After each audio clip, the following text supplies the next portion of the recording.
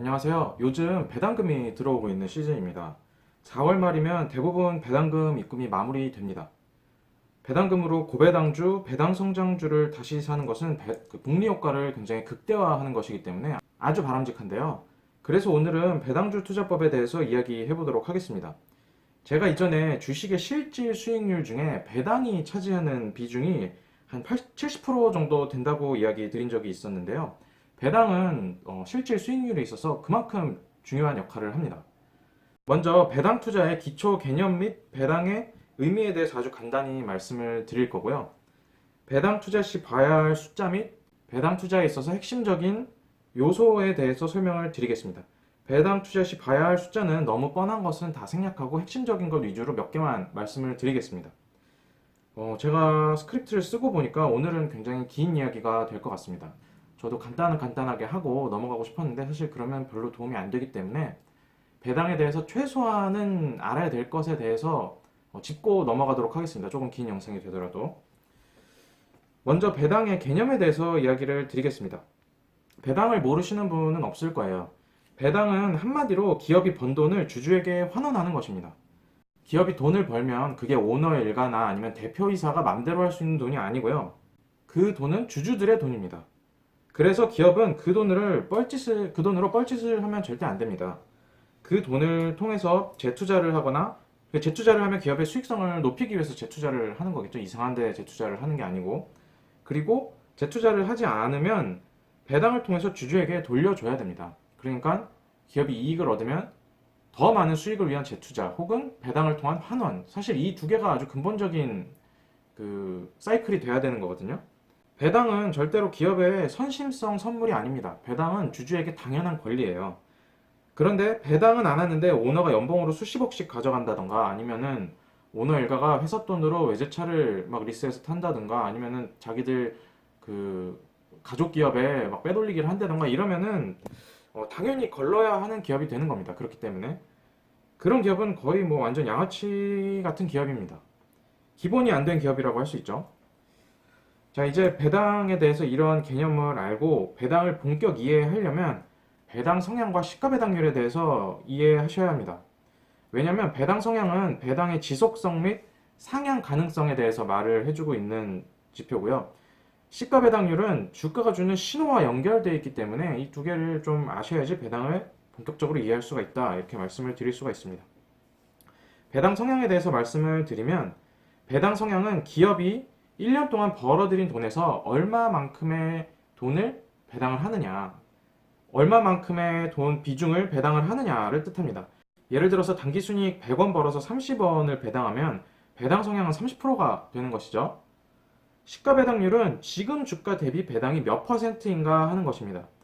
예를 들어서 방금 말씀드린 배당 성향 30%짜리 회사의 주식 총수가 10주라고 하면 그 주당 배당은 3원이 되죠. 총 배당 30원에서 10주로 나누면 한 주당 3원이 되는 겁니다.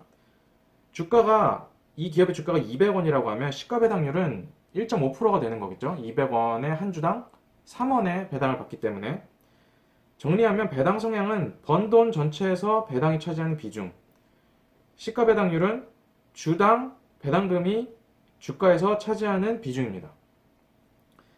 자, 그러면 이쯤 되면 이렇게 생각하시는 분들 있으실 수 있습니다. 그럼 배당 성향이 무조건 높은 기업이 좋은 거 아니냐? 주주들한테 막 환원하고 번 돈의 대부분을 배당을 하면 배당을 많이 받기 때문에 좋은 기업 아니냐라고 말씀하시는 분들이 있을 수 있겠는데요. 근데 꼭 그런 것은 아닙니다.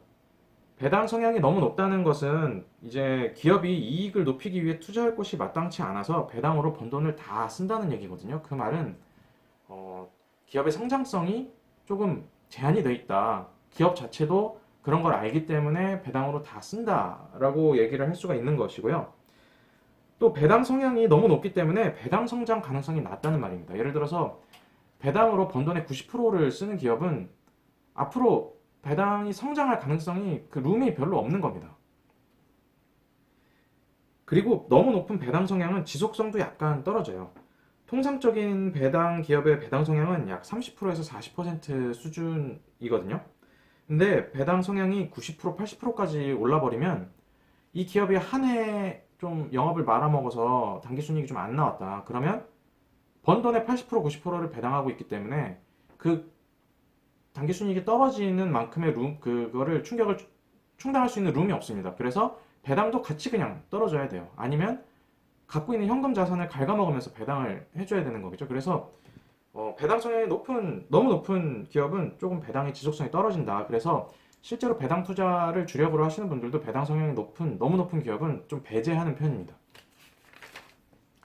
그리고 제가 시가 배당률이 주가의 신호와 연결됐다고 말씀을 드렸는데요. 배당이 거의 채권같이 꾸준한 기업은 시가 배당률로 기업의 고평가와 저평가를 어느 정도 가늠할 수 있는 실마리를 찾을 수가 있습니다. 그 실마리가 국채 수익률과 시가 배당률을 비교하는 것인데요. 그 이 책에서 되게 잘 나와 있습니다.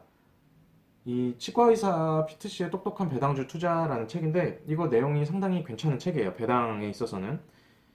그리고 이 책을 읽지 않아도 상식적으로 배당이 비교적 일정한 기업의 주가가 떨어졌을 때 주식을 매수한다면 고배당을 노릴 수가 있겠죠.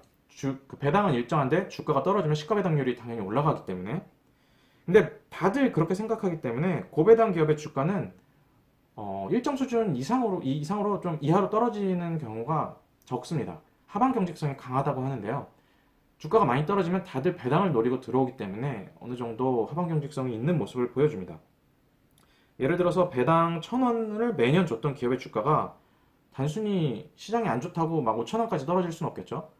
5,000원까지 떨어지면 이 기업의 시가배당률이 20%에 육박하는 거기 때문에 절대 이런 일은 없습니다. 그래서 국채 금리라든지 아니면 시중 금리 대비 몇 배 정도의 적당한 수준에서 이런 기업의 주가는 하방 경직성을 강하게 보이는 것이 특징입니다. 배당이 일정 수준 안전판 역할을 하는 거겠죠. 여기에 대해서는 뒤에 얘기를 다시 드리겠습니다. 연결되는 얘기가 있기 때문에요. 이제 이런 개념을 이해하고 배당의 의미와 배당 투자 시 봐야 할 숫자 그리고 그 필요 사항에 대해서 한번 살펴보겠습니다. 배당은 그 자체로서 투자자에게 몇 가지 신호를 제공해 줍니다. 첫 번째 신호는 기업의 자신감입니다. 배당은 현금이 실제로 유출이 되는 행위입니다. 뭐 무상증자나 주식 배당 이런 거는 솔직히 말하면 좀 말장난스러운 거예요. 현금은 1원도 나가지 않고 주식만 자르거나 주식만 더 배당을 하거나 주식을 더 찍어내거나 뭐 이런 것들이거든요. 이론적으로는 이런 것들은 내가 가진 주식의 가치가 바뀌지가 않습니다. 그리고 현금이 들어오지도 않고. 근데 배당은 투자자에게 현금을 주게 됩니다. 이게 왜 자신감이냐면 기업에 현금이 있고 이 기업이 돈도 벌고 있고 돈을 번 돈으로 투자도 하고 영업적 활동도 충당을 했는데도 돈이 남아서 그걸로 배당을 했다는 얘기가 되거든요. 즉 배당을 일정 수준 하고 있다는 거는 아니면 배당을 처음 시작했다는 거는 이 기업이 자신감이 있다는 거예요. 나 돈 있다 이제 배당할 수 있다. 이런 자신감을 내비치는 행위입니다. 그래서 통상 배당을 처음 시작할 때 아니면 배당이 의미 있는 수준으로 증가를 했을 때 주가가 굉장히 강력하게 반응을 하는 편이죠. 돈을 버는데 투자에 다 때려박아서 현금은 항상 모자른 기업은 배당을 하고 싶어도 할 수가 없습니다. 정상적인 경우에서 기업이 현금 배당을 하면서 배당금과 배당 성향을 점차 늘려가고 있다. 그렇게 된다면 이 기업은 굉장히 자신만만한 상태라는 것을 신호로 나타내주고 있는 겁니다. 당연히 투자자들에게도 나쁠 것이 없겠죠. 그래서 배당 성장과 배당 성향, 뭐 시가 배당률 이런 거를 바탕으로 이런 전략을 바탕으로 운용을 하는 ETF들도 있어요. 뭐 타이거 배당 성장, 코덱스 고배당 뭐 이런 식으로 배당에 대한 ETF들도 있거든요. 이 ETF들은 역사적 수익률이 상당히 좋습니다. 실제로.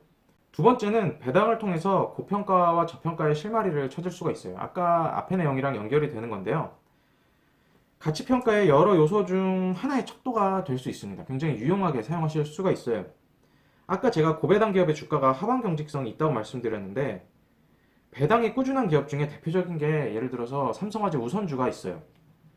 배당 성장 중이고 2018년도 결산 배당도 2017년도보다 증액을 했습니다. 배당을 이렇게 주기 때문에 삼성화재 우선주의 주가가 일정 수준 이하로 떨어지는 것은 상상하기가 어려운 일입니다. 실제로 한 15만 원 정도만 되더라도 17만 원 정도만 되더라도 굉장히 강력한 매수세가 들어오기 때문에 하방 경직성을 굉장히 보여주고 있습니다. 저도 삼성화재 우선주에 3년 정도 투자를 했는데 거의 잘 신경이 안 써집니다.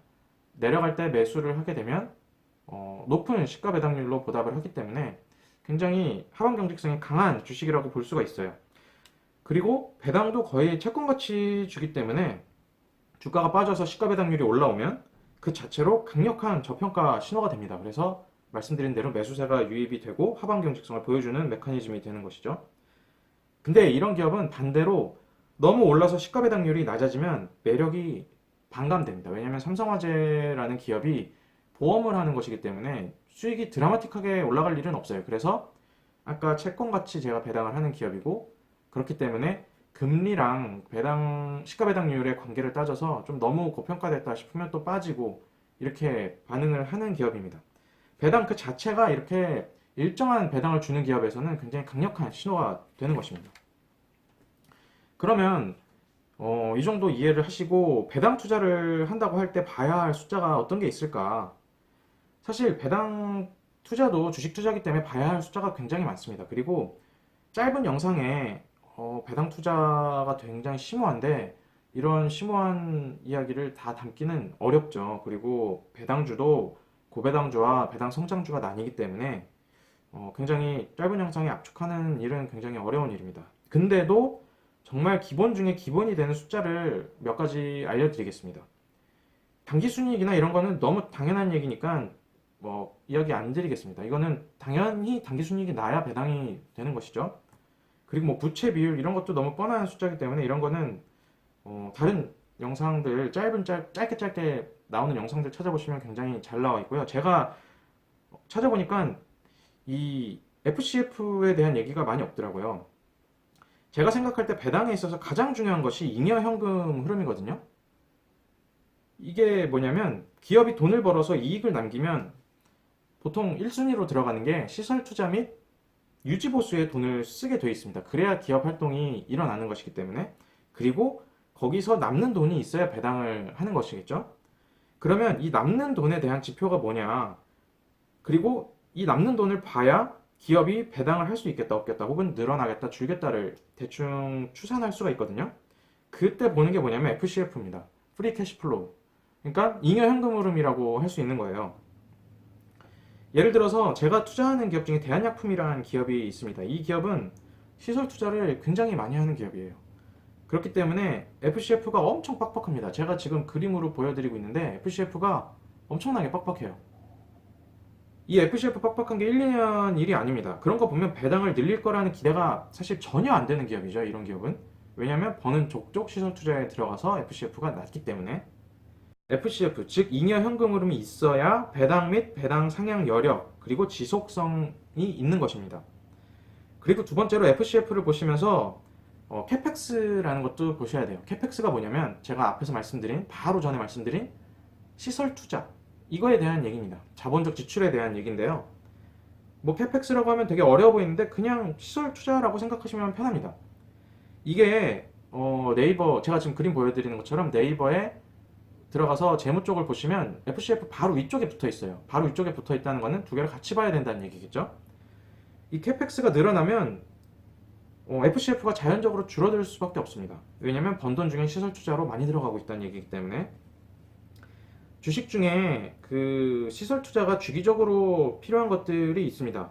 캐펙스가 주기적으로 큰 기업들은 돈 벌어서 전부 투자에 다 때려박는 기업들이라서 배당을 하더라도 지속적일 가능성이 좀 떨어지는 편입니다.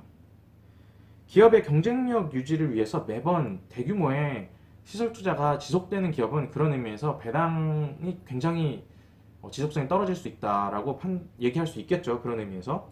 그리고 시설 투자가 굉장히 많으면 아까 말씀드린 대한약품처럼 이익의 성장성이 굉장히 높아도 주가가 조금 제한받을 가능성이 있습니다. 시장이 저평가를 하는 것이죠. 얘는 현금을 가지고 있지 못하다. 그리고 배당 여력도 없다. 라고 보고 디스카운트 요인으로 들어갈 수가 있는 것입니다. 그래서 캐펙스와 FCF는 연결해서 보셔야 되고요.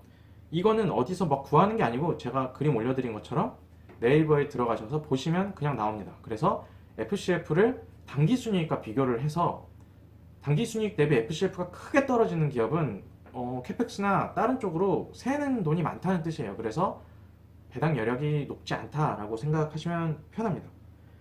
그리고 마지막으로 차입금, 즉 이자 발생 부채를 보셔야 됩니다. 차입이 많아서 이자 비용이 많으면 당연히 배당하기가 어렵겠죠. 기업 입장에서도 배당을 주는 것보다 차입을 먼저 상환하는 게 우선이에요. 여기까지 알면 이제 배당의 기초를 파악한 것입니다. 배당 투자의 기초를 파악하신 상태이기 때문에 제가 지금 세 가지 책을 추천드릴 건데, 요 똑똑한 배당주 투자, 그리고 확실한 수익을 보장하는 BSD 공식, 요 두 권에 절대로 배당은 거짓말을 하지 않는다, 요 세 권 정도 보면 배당에 대한 책을 거의 보셨다고 생각하셔도 되거든요. 그래서 이 책은 제가 더보기에 이름을 넣어 드리겠습니다. 그래서 배당 투자에 관심 있으시면 이 책을 보시면 많은 이해가 되실 거예요. 그래서 제 영상을 보시고 이 책을 보시면 더 쉽게 다가오실 테니까 한번 보시는 것도 의미가 있을 것 같고요. 마지막으로 배당 투자를 할 때 정말 궁극적으로 중요한 것이 한 가지가 있습니다. 배당 투자를 한다면 배당을 받아야 배당 투자가 되는 거겠죠. 배당을 받아서 재투자를 해야지 효과가 극대화되는 거예요. 근데 정말 많은 분들이 실제로 배당주를 사고 배당을 많이 못 받아요. 중간에 매년 어느 정도 한 번 정도는 조정이 있죠. 그러면 그때 많은 분들이 쫄아서 다 막 매도를 해버립니다. 저랑 굉장히 친한 회사 선배 중에서도 주식 투자에 관심이 많고 주식 투자도 어느 정도 괜찮게 하시는 분이 있는데, 배당 투자는 항상 실패해요. 왜냐면 시장에 변동성이 생겼을 때 무서워서 이 배당주를 다 팔아버리거든요. 그러면 실제 배당 투자를 한다고 얘기하기가 어려워요. 왜냐면 배당을 못 받기 때문에. 배당주를 쌀 때, 그러니까 시가 배당률 높을 때 포트에 편입했다면 배당을 받으시면서 재투자를 계속 하셔야 됩니다. 배당락 같은 거 신경 쓸 필요 없고요. 배당을 받으려면 그래서 강력한 멘탈과 인내가 결국에는 필요한 겁니다. 제가 매번 이야기 드리는데, 인내를 하려면 기업에 대한 확신이 있어야 된다고 제가 계속 얘기를 드리죠. 결국 배당 투자도 기업을 보고 하는 것이기 때문에 어느 정도 확신이 생기려면 배당만 공부해서는 안 되고, 제가 말씀드린 숫자에 기업까지 공부를 하셔야지 진짜 배당 투자가 되는 겁니다. 기업을 보는 것과 배당을 보는 것은 별개의 문제가 아닙니다. 함께 보실 때 효과의 극대화가 되는 거예요. 기업의 가치도 성장을 하면서 수익을 얻고 배당을 통해서 재투자도 일어나고, 그러면 시간이, 내가 어느 정도 목표에 도달하는 시간이 점점 빨라지겠죠. 굉장히 중요한 겁니다. 오늘 배당에 대한 긴 이야기를 짧게 해봤는데, 영상이 좀 길고 여러 가지 얘기가 나왔기 때문에 한 번에 이해가 안 되신다면 영상을 여러 번 보시면서 관련된 사항을 공부해 보시면 좋을 것 같습니다. 그리고 아까 소개드린 책 읽으시면서 제가 말씀드린 부분도 한번 찾아보시고, 이러면 배당에 대해서 확실히 와 닿으실 겁니다. 오늘 제가 말씀드릴 얘기는 여기까지였고요. 제가 이 다음 영상은 투자 실패 사례를 지금 하나 준비하고 있습니다. 투자 실패 사례 중에 제가 굉장히 자신하고 투자한 것 중에 실패한 사례가 있거든요. 지표도 굉장히 쌌고 회사 수익성도 괜찮았는데 그게 하청기업 투자였어요. 우리나라의 많은 중소기업, 중견기업들이 하청기업이기 때문에 하청기업에 투자하신 분들이 많을 겁니다. 협력사라든지 1차 벤더, 2차 벤더에 투자하신 분들. 근데 그런 투자가 갖는 한계점에 대해서 한번 이야기를 해보려고 합니다. 제가 준비되는 대로 바로 그 다음 영상에 대해서 이런 것을 논해보도록 하겠습니다. 네, 오늘 들어주셔서 감사합니다.